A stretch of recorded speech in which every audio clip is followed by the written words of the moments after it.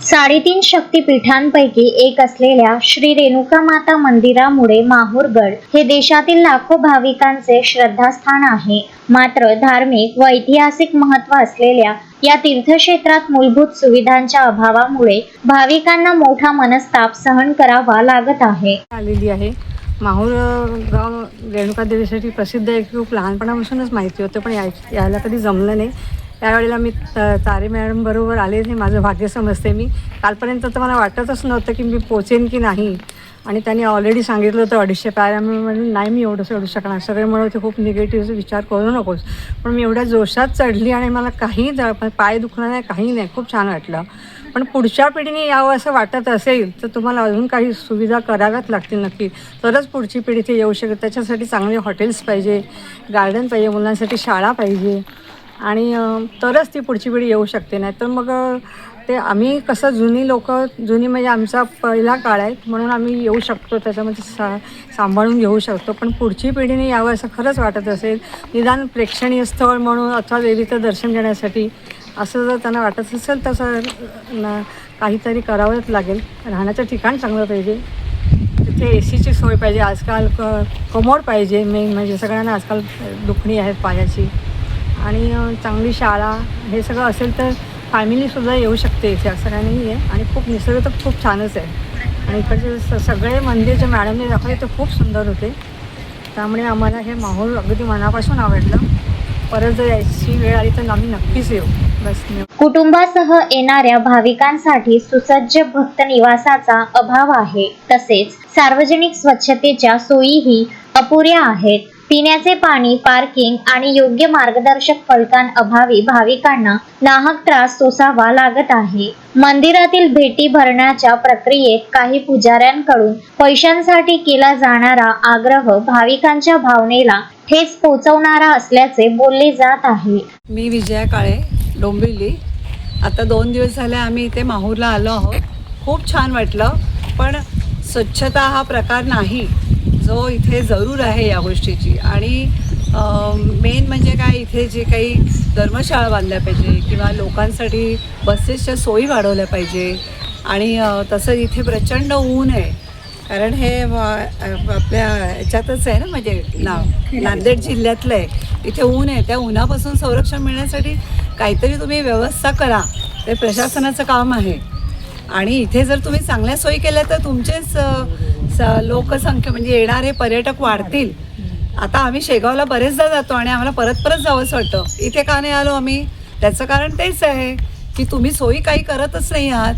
आणि हॉटेलची सुविधा चांगली करा। अरे हे पूर्वीसारखं गावासारखं कित्येक वर्ष गावासारखंच राहिलं आहे, इथे काहीही सोयी नाही आहेत, ते व्हायला पाहिजे, तरच आपलं हे माहूरचं नाव परती येईल आणखीन। आणि ह्या पलीकडे मी अजून काही फारसं सांगू शकत नाही। मेन तुमच्या सोयी चांगल्या पाहिजे, एवढा तुम्हाला निधी काय जो मिळत असेल त्याच्यातनं तुम्ही त्याचा वापर केला पाहिजे। इवन मंदिरात सुद्धा आम्ही जातो, खूप छान वाटलं मंदिरात, पण मंदिरात सुद्धा आम्ही साडी काय दक्षिणा देतो, ती वरची दक्षिणा ती पेटीतच गेली पाहिजे। ती दक्षिणा तिथे कोणतेही गुरुजी बसले असतात त्यांनी त्याला हात लावता कामा नये, हे प्रत्येक नागरिकाने समजून घ्यायला पाहिजे। आणि तिथे लिहिलं आहे बोर्ड, पण तरी मी सुद्धा ही चूक केली काल, की ते पैसे पेटीत न टाकता तिथले गुरुजी वगैरे ते स्वतःच घेतात, पण ते चुकीचं आहे। म्हणजे हे मी कोणाबद्दल नाही म्हणत आहे, पण हे आम्ही आमचा अनुभव सांगतोय, हे नको व्हायला।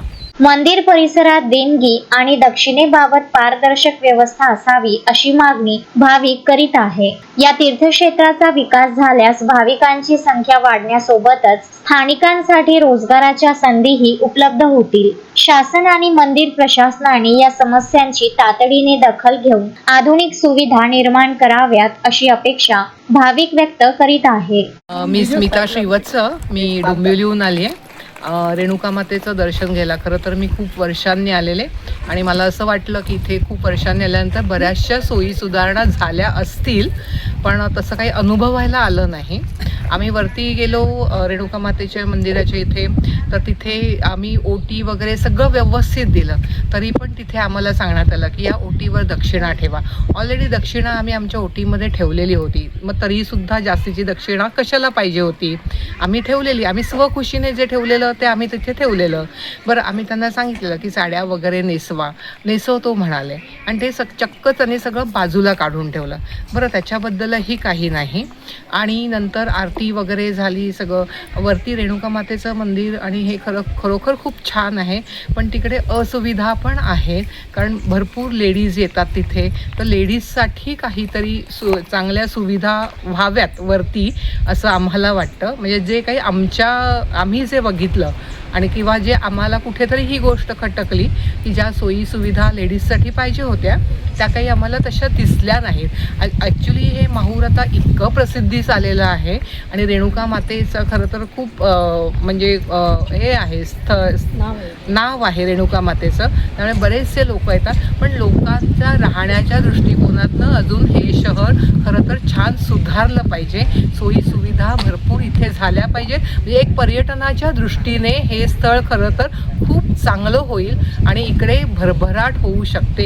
इथे चांगली दुकानं, चांगली हॉटेल्स, चांगल्या सोयी झाल्या ना, तर इकडच्या लोकांना पण रोजगाराच्या संधी उपलब्ध होतील असं मला वाटतं. तर त्या दृष्टीने प्रशासनाने काहीतरी ह्याचा निर्णय घ्यावा, आणि त्याप्रमाणे ते सोयीसुविधा देण्याचा प्रयत्न तरी करावा. धन्यवाद. ना शिळकर, मी राहणार कळवा आहे.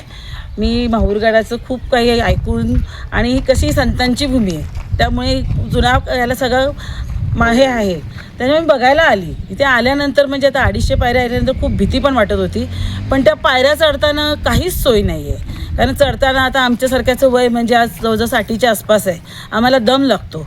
तर कुठेतरी मध्ये बसायला सोय पाहिजे, कुठेतरी पाणी पाहिजे, कूलरची व्यवस्था पाहिजे, थंड पाण्याची सोय पाहिजे, कुठेतरी पंखे हवेत.